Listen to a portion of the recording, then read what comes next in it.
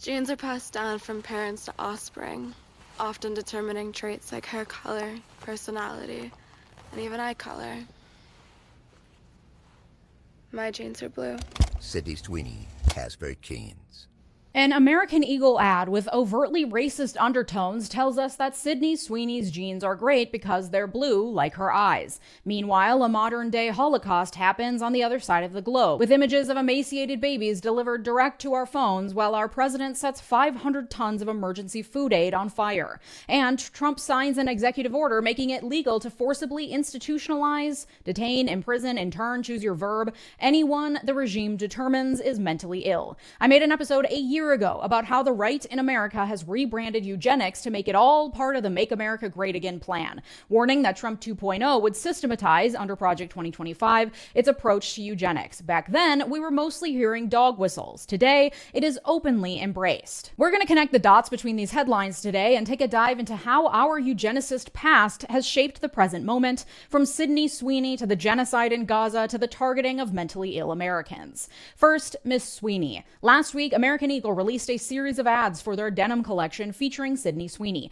Many of them were kind of run-of-the-mill overt sexualization, which could be a topic for a whole other episode, but the one that garnered the most controversy was the one where she says genes are passed down from parents to offspring, often determining eye color. My genes are blue, with a voiceover of an old man saying Sydney Sweeney has great genes. And if you were confused about whether they were really meaning to make the double entendre of genes with a J and genes with a G, there's a separate ad of Sweeney pasting over a billboard ad of herself that explicitly says she has great genes with a G, crossed out with genes with a J written over it. The implication being Sydney Sweeney's genes are great because her eyes are blue, just like her denim.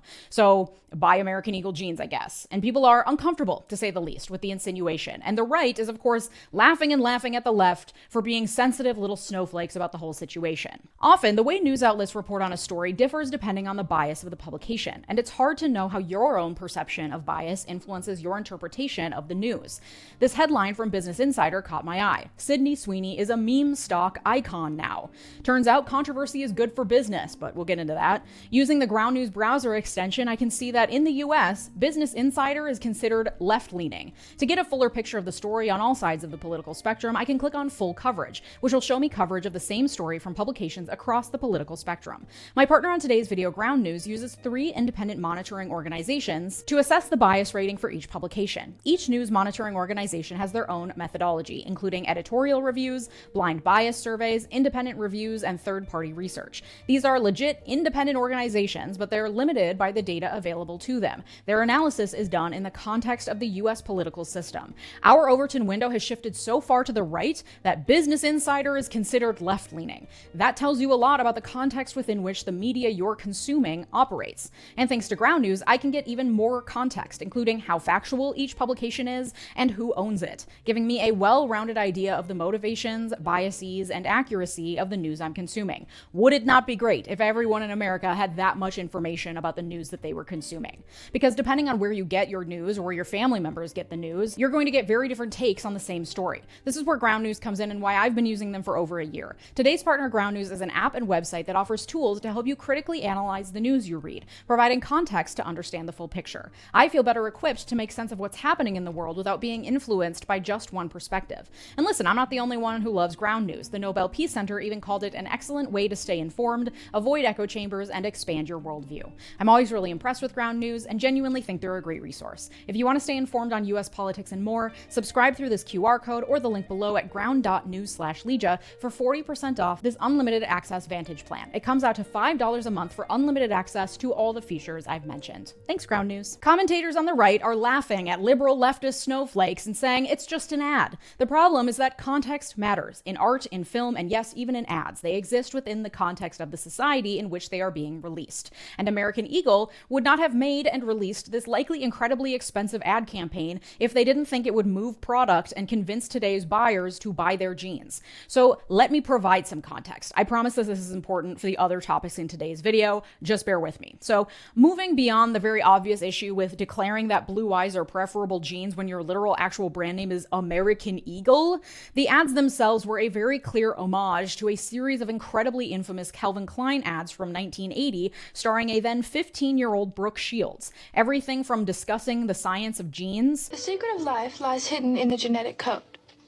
Genes are fundamental in determining the characteristics of an individual and passing on these characteristics to succeeding generations. To the very creepy babyish vocal fry meant to sound simultaneously sexual and vulnerable.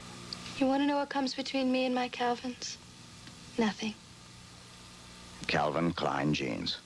The Sweeney ads were a direct imitation of the Calvin Klein ads, almost to the point of lacking any original creativity. And while it is creepy to emulate a series of ads roundly condemned at the time for being incredibly inappropriate, some were banned in many countries, for sexualizing a literal child, unlike the 15-year-old Brooke Shields, Sydney Sweeney is 27 years old. And as far as we know, though like I said, I think a whole separate episode could be made about this, likely consented to the portrayal. She also read the script and was like, hell yeah, blue eyes are good genes. I'm ready to put my face behind that sentiment and go all in on the creepy baby voice. So her complicity in this is pretty clear. And I think the more important context is the history of eugenics as it relates to fascism, not only in 1940s Germany, but also, yes, here in America. Because Nazis, including the mustache man himself, actually took a hell of a lot of inspiration from American eugenics. The term eugenics was coined in 1883 by Sir Francis Galton, a contemporary and cousin of Charles Darwin. Galton argued that mental and physical traits are equally heritable. Therefore, it should be possible to selectively breed better humans. From the start, eugenics was a tool of social control masquerading as a science, and its elitist logic quickly took hold in America. At the turn of the 20th century, the US was changing at unprecedented speeds. Industrialization, urbanization, and immigration, largely from Eastern and Southern Europe, made the elites who considered themselves Native Americans, because their ancestors came over from different parts of Europe slightly less recently, fear that their way of life was at risk. Two parallel arms of eugenics sprung up simultaneously to combat the threat of dirty foreigners and dum-dums polluting the gene pool and destroying society: positive and negative eugenics. In so-called positive eugenics, the focus was on getting people with superior genes to breed with one another.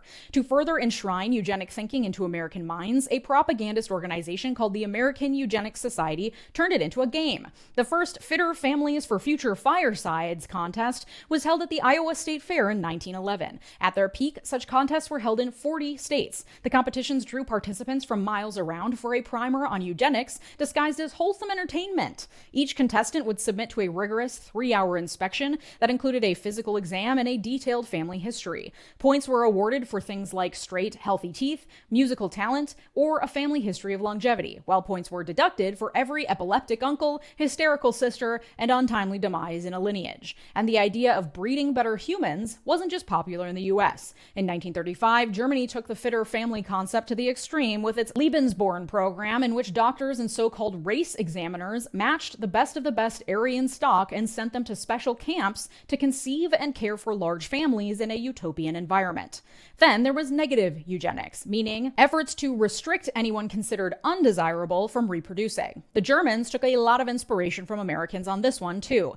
The 1935 Nuremberg race laws denying citizenship to Jews and criminalizing intermarriage between Jews and ethnic Germans were modeled in part on U.S. laws banning interracial marriage, black suffrage, and immigration of undesirables. The whole idea of a Nordic race is made up, and its popularity can be traced back to American lawyer Madison Grant. Grant was disgusted and offended by the unwashed masses crowding the streets outside his New York City law offices, and so he decided to channel all his bigoted energy into writing a book in 1916 in which he invented the tall, blonde-haired, blue-eyed Nordic race and argued that as supposedly the most recently evolved of all the races, Nordic genes were fragile and therefore had to be protected from more primitive races, lest their genes overwhelm the superior but not yet stable genetics of the Nordics. Hitler read Grant's book, The Passing of the Great Race, while he was in jail, and once he got out, wrote a fan letter to Madison Grant calling the book his Bible. In 1907, the state of Indiana became the first government body in the modern world to enact an involuntary sterilization law. Under the so-called Indiana program, the state could sterilize any person deemed unfit to reproduce, specifically confirmed criminals, idiots, imbeciles, and rapists. And at the beginning of the 20th century, the person's fitness would almost always be determined by an incredibly biased intelligence test. In the US, categories of incompetence were codified by a psychologist named Henry Goddard. Goddard was sent to test immigrants at Ellis Island in the 1910s. Through his scientifically dubious mental intelligence tests, he found that a whopping 40% of all the Jews, Italians, and Hungarians tested qualified as morons. Instead of pausing to consider that maybe something was wrong with his little test, Goddard doubled down, writing, "We know that it is never wise to discard a scientific result because of apparent absurdity." The following year, deportations for so-called feeble-mindedness doubled.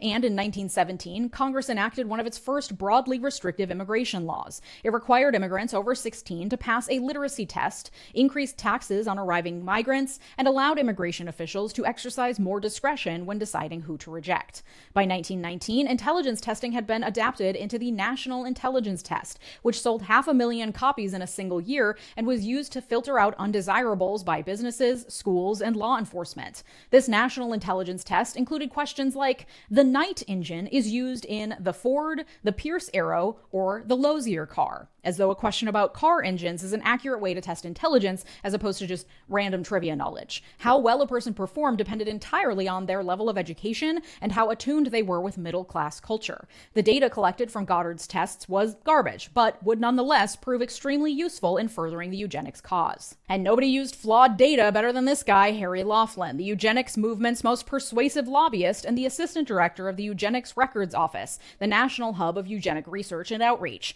Between 1920 and 1924, Harry Laughlin testified before Congress 3 times, using flawed, misleading data to claim that rates of insanity were different among immigrants and certain nationalities had greater proclivity for criminality. He also claimed that the U.S. was a Nordic or Northern European country, and therefore immigrants from other parts of the world would never be able to fully assimilate.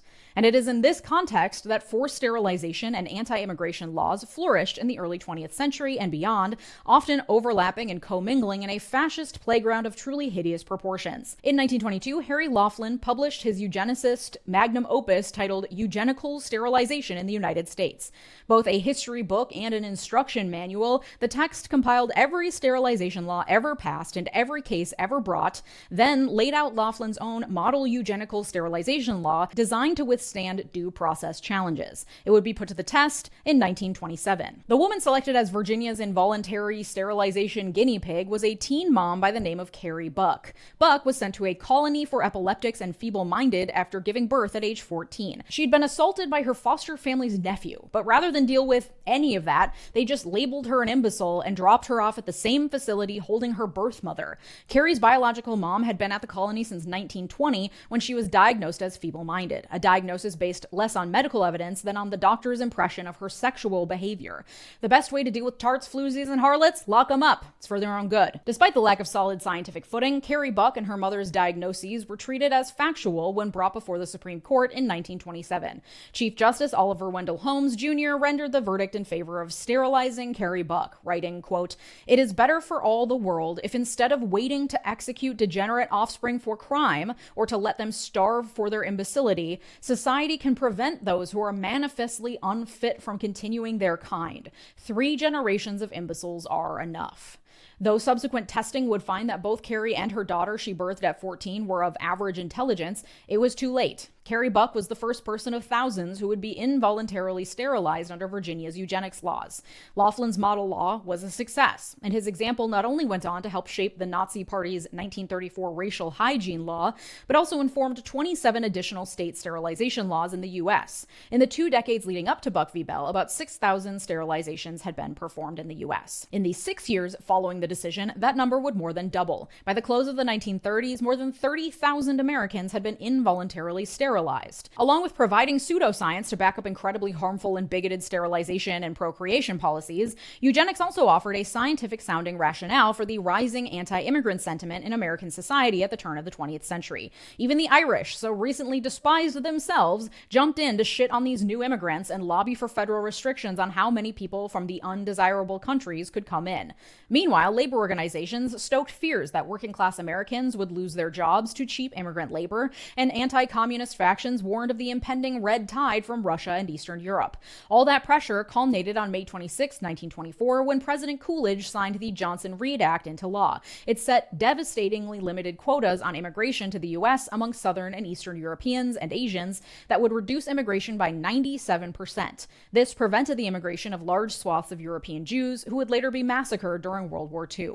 Along with forced sterilization, eugenics found its way into our legal system through habitual criminal laws. In the early 20th century, it was believed that criminality was a heritable trait, and numerous racist eugenicists tied race to inherited criminality. And so, to punish repeat offenders and root out what they determined were habitual criminals, whose criminality was so a part of their DNA that it could be inherited by their children, habitual criminal laws were passed, such as three-strike rules, in an attempt to keep repeat offenders imprisoned for longer. The idea being explicitly that if we cannot sterilize them, we can at least imprison them for longer during their procreative years to avoid their continued mating. Anti-miscegenation laws, that is, laws that banned marriage between whites and blacks, also included prohibitions on marriages of habitual criminals. Loving v. Virginia famously struck down Virginia's anti-miscegenation law, which included a prohibition on marrying habitual criminals. To obtain a marriage license in Virginia at the time, grooms had to make a declaration that neither party was a habitual criminal. And our friend Henry Goddard, who came up with the bunk science behind national intelligence testing, took it a step further when it came to habitual criminals, publishing a report in 1913 saying it is not a question of segregation or sterilization, but segregation and sterilization. Here, the Nazis took further inspiration from the US, passing in November 1933 the law against dangerous habitual criminals, which allowed for life imprisonment for people convicted of 3 offenses and aimed at the, quote, eradication of permanently worthless human material from the national community. And while the market crash of 1929 put a damper on the whole idea that poor people were genetically inferior because now Harvard graduates were unemployed and in line waiting for food handouts, and then the revelation of the horrors of the Holocaust made overt eugenic ideas rather taboo, eugenics never went away in America. It just got a minor rebrand. Habitual offender laws remain on the books in 49 states in the US, as well as the federal statutes, some largely unchanged in the last century. Throughout the 20th century, forced and coerced sterilizations were performed on immigrants and people of color both in and outside of institutional custody, often by vigilante surgeons, always under the guise of the greater good. But the goal was the same as the eugenics movement: decrease the dependent population of undesirables. For example, between the 1930s and the 1970s, 37% of Puerto Rican women of childbearing age were sterilized. Many of them had been pressured into the procedure by doctors who presented it as the only means of contraception, never bothering to mention that the procedure was irreversible. In the 1940s, Dr. Clarence Gamble, as in Procter & Gamble, launched a sterilization campaign through his nonprofit, Birthright, in North Carolina. The campaign would continue well into the 1970s, decades after the state ended its formal sterilization programs. In 1948 alone, records show more than 150 sterilizations, mostly performed on young black women who were neither institutionalized nor mentally deficient in any way. Sterilization procedures were also regularly snuck into other operations, particularly appendectomies, regardless of state law. According to the New York Times, the practice of being sterilized, including during unrelated surgery, grew so common among poor black women in the South that it came to be known as a Mississippi appendectomy. The Indian Health Service was founded in 1955 to provide educational and medical resources to indigenous Americans living on reservations.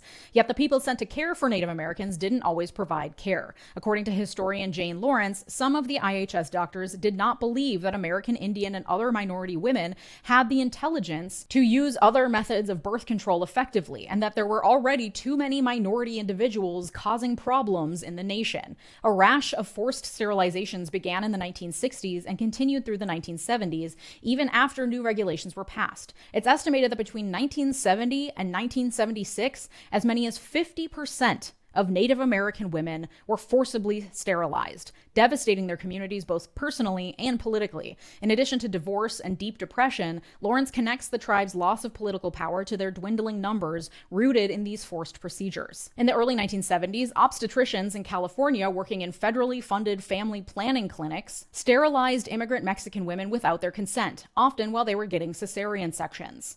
It is no wonder that many people of color, disabled people, and others have been saying that America has always been a fascist state. We're just screaming about it now because the fascism is also affecting white, able-bodied people under Trump. Because the reality is that even though these forced sterilizations led to numerous lawsuits, and most states eventually repealed their eugenic sterilization laws, that doesn't mean we stopped forcibly sterilizing the undesirable populations in the United States. Now we just do it to imprisoned people instead. Not only those people who are inmates in our state and federal prisons, but also immigrants detained at immigrant detention centers. I could cite numerous examples of counties and states where prison inmates are offered reduced sentences in exchange for agreeing to permanent sterilization. In 2009, a 21-year-old mother in West Virginia had her tubes tied as part of her probation for marijuana possession. In 2014, a Virginia man agreed to a vasectomy in exchange for a lighter child endangerment sentence. And increasingly, former and current inmates, most of them women, are coming forward to say they were given full hysterectomies while in prison undergoing a completely separate procedure. One woman in California claims she underwent a procedure to remove 2 growths on her cervix in 2005, only to later be told she was given a full hysterectomy. In fact, in 2013, the Center for Investigative Reporting found that at least 132 women were sterilized through tubal ligations without the necessary approval in California prisons between 2006 and 2010, and possibly 100 more dating back to the late 1990s. And during Trump's first term, reports of forced sterilizations of immigrants being held at ICE detention centers prove that the abuse is widespread, including for people being processed through a civil, non-criminal immigration system. In 2020, a whistleblower complaint alleged that a doctor at a private ICE facility in Georgia had been performing a large number of hysterectomies on Spanish-speaking immigrants without their consent. Unfortunately, that whistleblower complaint was filed with the DHS's Office of the Inspector General. Usually, an Inspector General is an independent watchdog overseeing an agency's activities to make sure they're ethical. Unfortunately, the DHS Inspector General is a man named Joseph Kafari, appointed during Trump's first term, who has been the subject of several credible ethics violations probes of his own, with substantial evidence to suggest he has abused his power and wasted federal funds retaliating against officials that filed complaints against him. That's the independent watchdog overseeing our entire Department of Homeland Security. You know, the one that just got an unprecedented injection of federal funds in order to increase the number of agents and detain more immigrants than ever. He's the one making sure they do so ethically. The lack of a meaningful watchdog, combined with increasing refusals to allow members of Congress to tour ICE facilities, which they are legally allowed to do, means there are likely substantial abuses happening in ICE facilities that won't be unearthed for a very long time. Given our history, I would not be surprised if those abuses include forced sterilization. Which brings us to the executive order Trump signed last week, which we talked about on Friday, but bears further discussion. On Friday, I talked about the aspects of the order that criminalizes homelessness, but there is a deeper insidiousness to this order that needs its own segment. Because the order not only calls for forced civil commitment for homeless people, it also calls for forced civil commitment for, quote, individuals with mental illness who pose risks to themselves or the public. That is, whether or not they are homeless. It also requires that the DOJ evaluate whether homeless people arrested for federal crimes are sexually dangerous persons, and if so, that they be civilly committed, meaning after they've fully served their sentences for federal crimes, they can still be held against their will indefinitely in civil commitment facilities. To be clear, this is not a new idea. Civil commitment is already a tactic used to put mentally ill people away, often into abusive and opaque settings. But Trump is calling on the practice to be amped up and for more resources to be thrown at the problem, while also condemning routinely used more humane treatment options. Basically, calling for civil commitment of those deemed a danger to themselves or others allows for the federal government to once again get around pesky due process requirements and continue to hold people against their will indefinitely without ever charging them with anything. The way this works is that a judge orders a person to be admitted to a psychiatric hospital or a supervised outpatient treatment facility without their consent, if the judge finds that they pose a danger to themselves and others. This is typically done by states, not the federal government. In most states, not being able to provide for one's basic needs counts as being a danger to yourself. In theory, there should be due process here because they must go before a judge, but the practice historically has allowed for the abuse of due process rights of vulnerable populations. This executive order implicates not only federal prisons and federal level civil commitments, but also federal funding for state level civil commitment.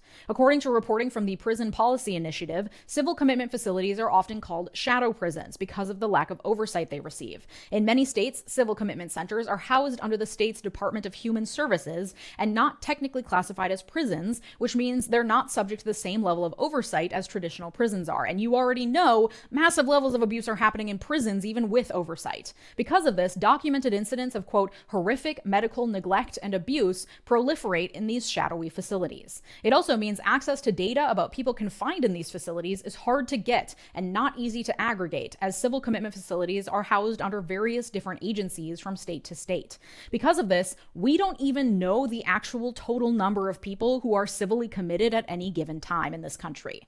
A 2022 report of civil commitment facilities in Illinois found that civil commitment disproportionately impacts already marginalized groups. Big surprise. Black people were detained in civil commitment facilities at twice the rate of white people. According to Prison Policy Initiative, quote, further, the overrepresentation of LGBTQ+ and disabled people in these facilities reflects obvious biases that are baked into the civil commitment decision-making process.